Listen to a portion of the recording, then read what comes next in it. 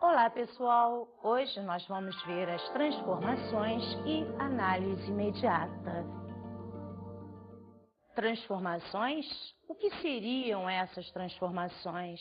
As pessoas pensam que ver um fato espantoso, uma criança nascer com duas cabeças, é um fenômeno. Depois, mais tarde, ou melhor, daqui a pouquinho, nós vamos ver que fenômeno em ciência não é bem isso. Vamos também ver como nós separaríamos as misturas num processo chamado de análise imediata.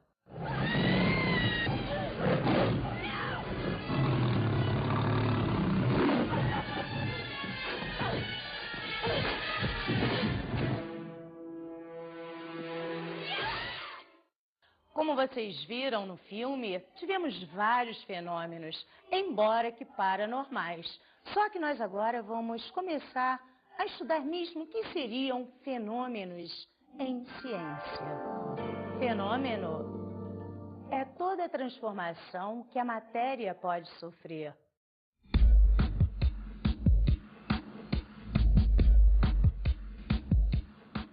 Vamos ver agora alguns fenômenos. Vou pegar esse giz e olha o que eu vou fazer. Oh, que coisa espantosa! Para você pode parecer besteira, mas isso é um fenômeno. Note o seguinte, não houve transformação da matéria. Eu apenas quebrei o giz, mas o giz continua sendo giz. Vamos ver outro tipo de fenômeno. Vamos pegar o papel, vou riscar meu fósforo e vou acender. Estou observando o seguinte, está havendo outro fenômeno, só que diferente do primeiro. Notem que agora o fogo está transformando esse papel em cinza e fumaça. Isto é outro tipo de fenômeno. Vamos então ver os fenômenos que nós conhecemos. Os fenômenos se dividem em dois grandes grupos: fenômenos físicos e fenômenos químicos. Os fenômenos físicos, quando eu quebrei o giz, disse que era um fenômeno. Disse também que o giz continuou sendo giz. Isso trata-se de um fenômeno físico. Fenômenos físicos são aqueles que não alteram a natureza interna da matéria e não formam outras substâncias. Vamos ver agora dois exemplos de fenômenos físicos. Gelo transforma-se em água e vice-versa. Um copo que se quebra ao cair no chão também seria exemplo de um fenômeno físico. Agora vamos ver os fenômenos químicos. Fenômenos químicos são aqueles que alteram a natureza interna da matéria e formam outras substâncias. Como exemplos, podemos ver as explosões, a combustão do papel, como foi mostrado, e a formação da ferrugem. Nas explosões, como por exemplo, lá quando dinamita-se, né? Eu vou ter uma transformação da matéria. A combustão do papel, você viu que houve aquela transformação em cinzas e em fumaça. E, por exemplo, a oxidação de um pedacinho de prego. Se você deixar o prego sujeito ao nosso meio ambiente, com a chuva, ele vai sofrer oxidação e nós teremos ferrugem.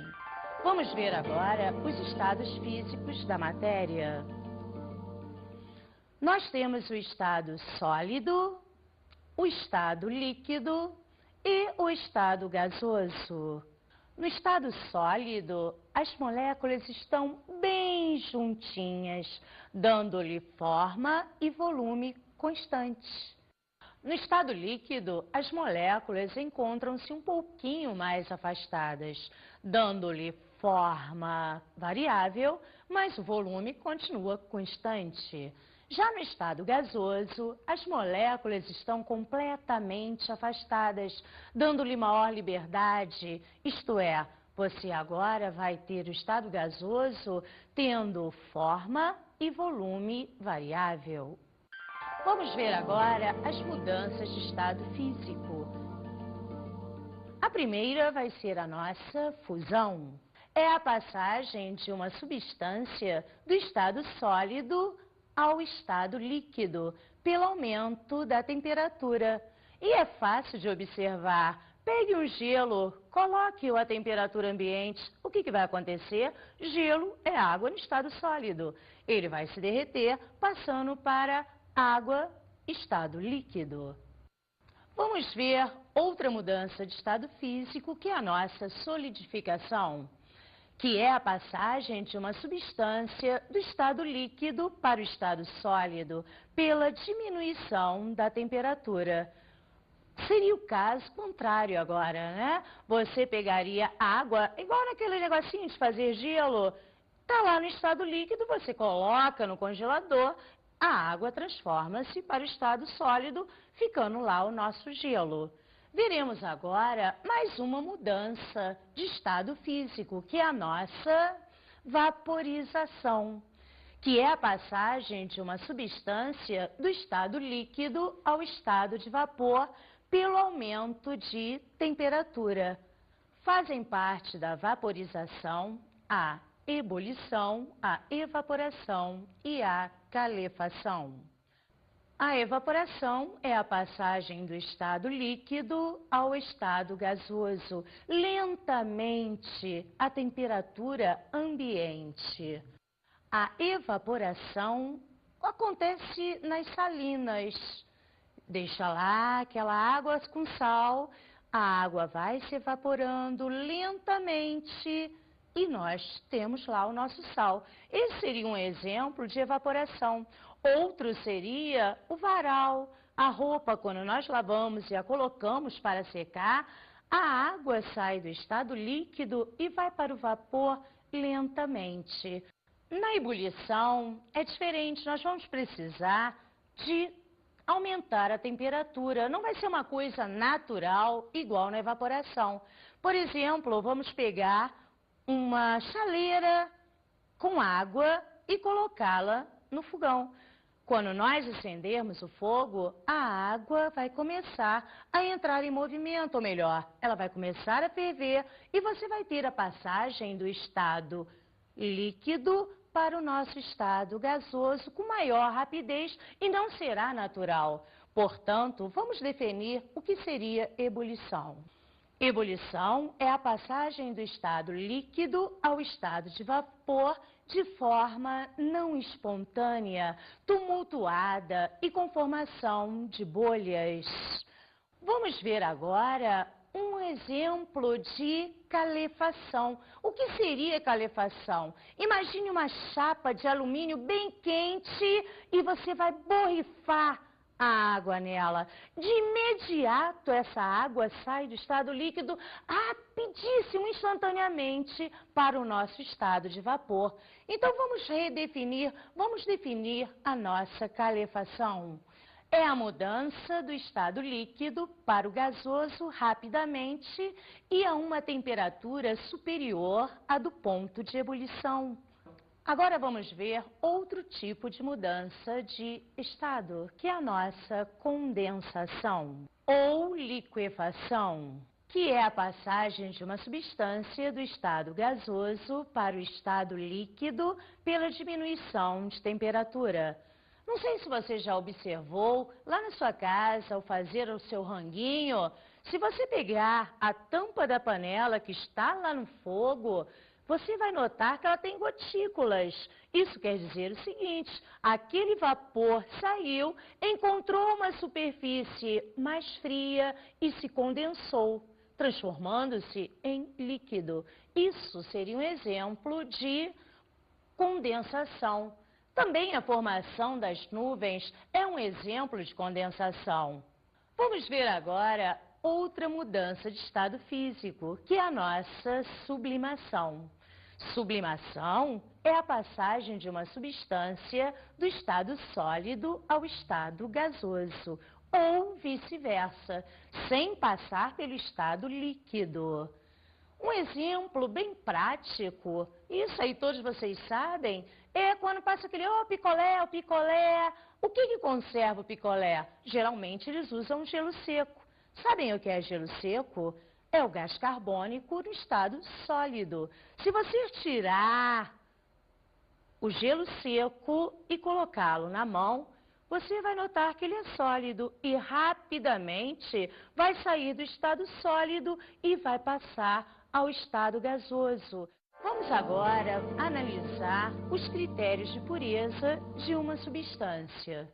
Os critérios de pureza são normas para verificar se determinada substância é pura.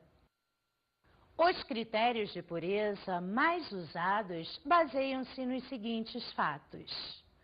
As substâncias puras apresentam propriedades físicas constantes e também as substâncias puras resistem a todos os processos físicos de desdobramento. Vamos ver então o que seriam, na prática, esses critérios para avaliar se uma substância é pura ou não.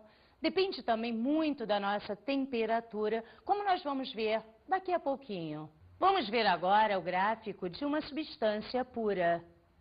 Notem neste gráfico de uma substância pura que nós temos dois patamares.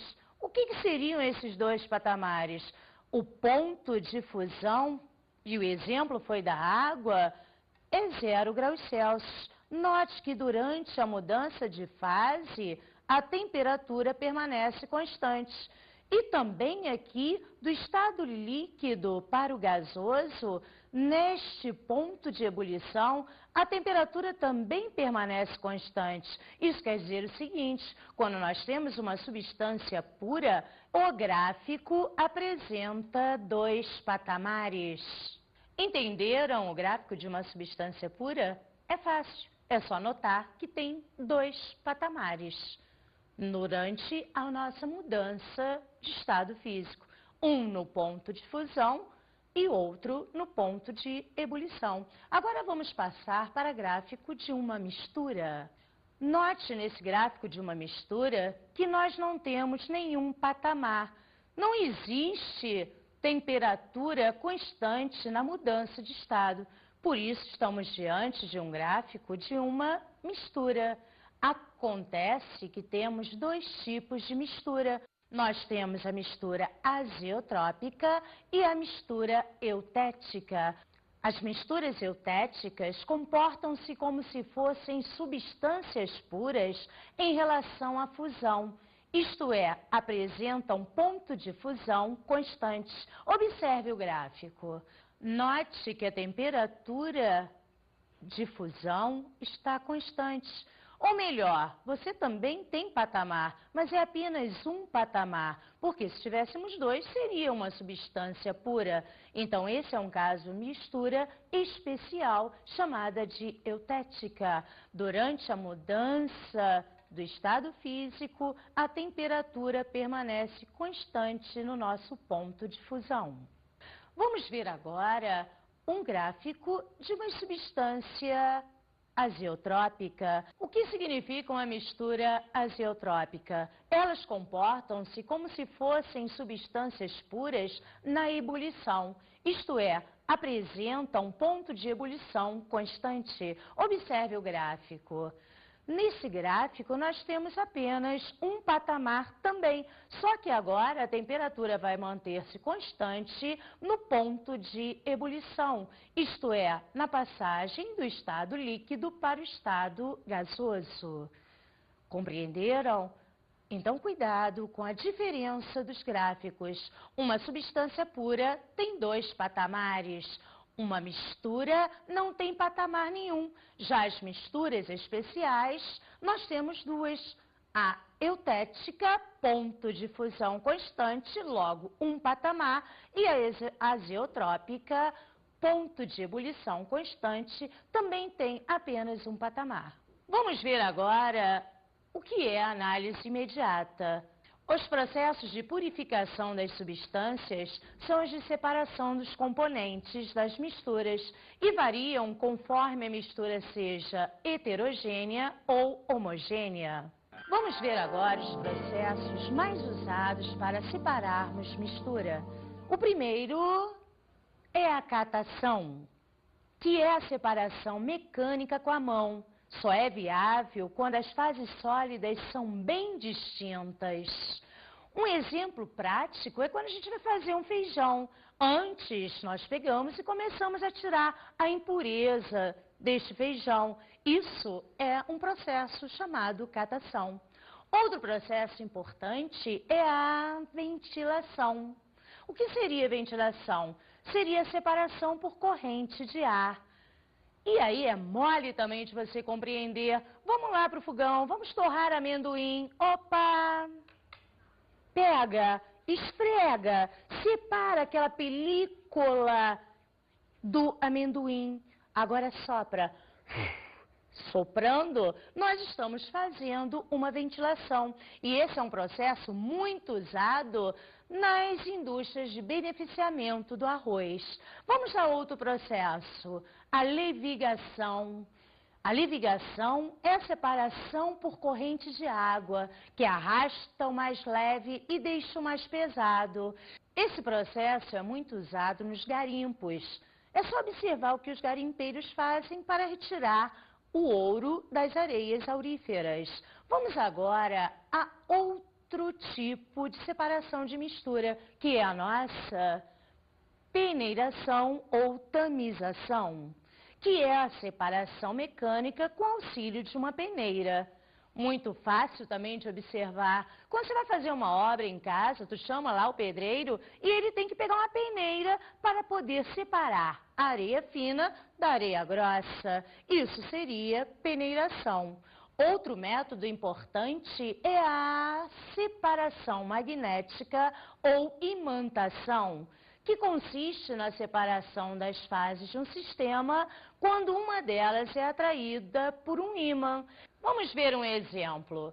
Está aqui um montinho de terra, ou melhor, de areia, e eu vou colocar limalha de ferro, quer dizer, pó de ferro. Pega um ímã e você vai notar que o ferro vai ser atraído pelo ímã. Esse é um exemplo de imantação. Vamos a outro método, que é a flotação. O que seria essa flotação? Nós empregamos um líquido de densidade intermediária. O menos denso flutua. Vamos imaginar agora areia e serragem. Como é que nós vamos separar a areia da serragem? Muito fácil. Nós colocamos água. Ao colocarmos água, o que vai acontecer? A serragem flutuará e a areia ficará no fundo. Isso é um exemplo de flotação. Vamos ver outro tipo de separação dos componentes de uma mistura. Dissolução fracionada. É o processo pelo qual se separam duas ou mais substâncias sólidas usando um líquido que dissolva apenas uma delas. Como exemplo, podemos ter uma mistura de sal e areia.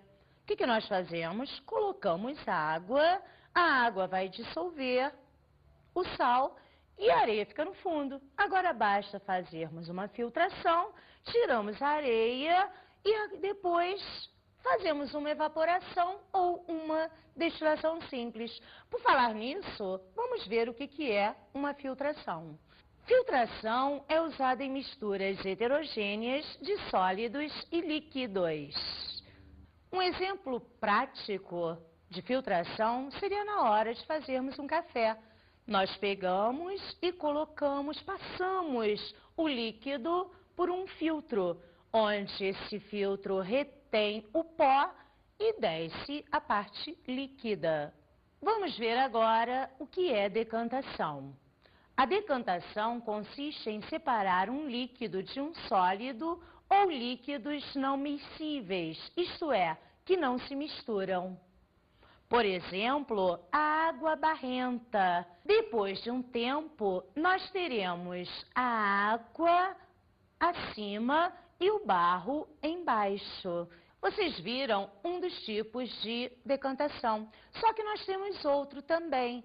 Só que agora as fases não é sólido e líquido, nós podemos também ter dois líquidos immiscíveis. O que seriam líquidos immiscíveis? Eles não se misturam, formando aí, no caso, duas fases, tipo água e óleo. E aí nós teremos a seguinte situação. Na mistura água e óleo, nós usamos um funil de decantação. Depois de algum tempo, o óleo vai para cima e a água fica embaixo. Basta então abrir a torneirinha que a água desce e depois é só fechar, a água sai e o óleo continua lá no nosso funil de decantação. Vamos entrar agora em outro processo que é a centrifugação. Ela é usada para separar sólidos em suspensão em líquidos. Um exemplo de centrifugação é na hora de analisar os componentes do sangue, uma prática muito usada em laboratório de análises clínicas. E como é que faz isso? Colhe a amostra do teu sangue e coloque em aparelhos chamados de centrifugadores. Na verdade, vai ser uma decantação, só que acelerada por causa desses aparelhos. Temos aí um exemplo bem prático de centrifugação. Vamos ver agora como é que separamos misturas homogêneas. O primeiro processo que veremos para separar as misturas homogêneas é a evaporação. Como exemplo, nós temos as salinas, onde lá é separado o sal da água do mar, através da nossa evaporação. Vamos ver outro método que seria a destilação simples, que é um processo utilizado na separação dos componentes de uma mistura homogênea de um sólido e um líquido. Como vocês viram no exemplo anterior, lá nas nossas salinas, a água se evapora e o sal fica. Agora não. Como é que eu vou separar a água do sal se eu quero ter os dois? Eu não quero perda. Muito fácil. Vamos fazer através de uma destilação simples. Como vocês podem ver na imagem, quando a água entrar em ebulição, ela vai passar pelo condensador e vai ficar pingando lá no nosso becker. Terminado o ponto de ebulição, fechamos o foguinho e teremos aí separado a água no becker e o sal em outro becker. Vamos ver agora a nossa destilação fracionada. Ela é usada para separar líquidos de pontos de ebulição diferentes que se encontram em uma mistura homogênea, como, por exemplo, a água e a acetona. São líquidos que vão formar uma mistura homogênea. E agora o que eu faço? Parecido com a destilação simples, uso também uma destilação, um aparelho de destilação, só que agora tem uma coluna de fracionamento. Quando atingir o ponto de ebulição da nossa acetona, a acetona vai sair e nós ficamos observando a elevação da temperatura. Assim que a temperatura aumentar um pouquinho, eu desligo o fogo. E logo teremos a acetona no becker e a água no outro becker. Vamos ver agora a fusão fracionada. Estando vários metais misturados, eles podem ser separados utilizando-se a fusão fracionada. Como exemplo, podemos pegar uma liga metálica, onde nós temos vários metais. Se nós aquecermos, o que vai acontecer? Cada um tem o seu ponto de fusão. E aí nós vamos separando como um processo bem parecido com a nossa destilação fracionada. Vamos entrar agora na liquefação fracionada, que consiste em submeter os sistemas gasosos a um abaixamento progressivo de temperatura. É desta forma que se separam os componentes do ar, pois o oxigênio liquefaz-se a menos 183 graus Celsius e o nitrogênio só se liquefaz a menos 195 graus Celsius. Vimos os principais métodos de separação de misturas. E agora vamos à dica de estudo.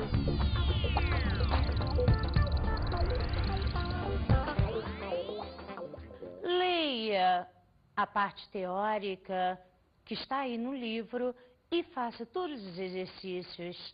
Agora, uma dica também muito legal é que você dê uma olhada em reciclagem, o quanto é importante a reciclagem para nosso meio ambiente. Até mais!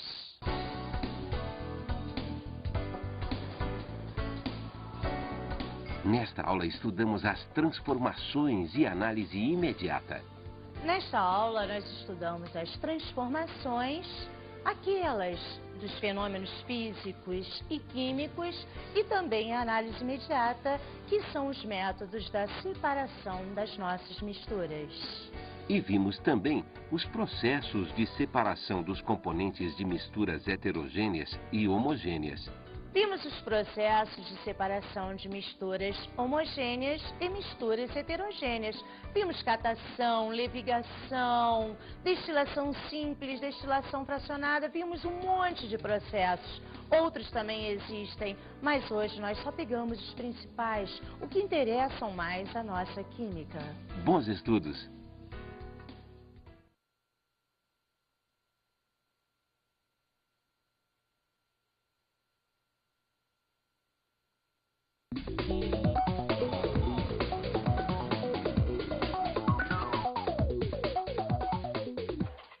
Bom, como é que a gente poderia fazer essa aula ficar mais gostosa, mais dinâmica? Seria bom um laboratório onde eu pudesse mostrar todas essas experiências sobre os processos de separação de mistura, sobre os fenômenos químicos e físicos, ou não tendo um laboratório, dá aquele nosso jeitão, né? Dentro de sala de aula, aí sim a matéria ficaria muito mais gostosa de ser compreendida e entendida.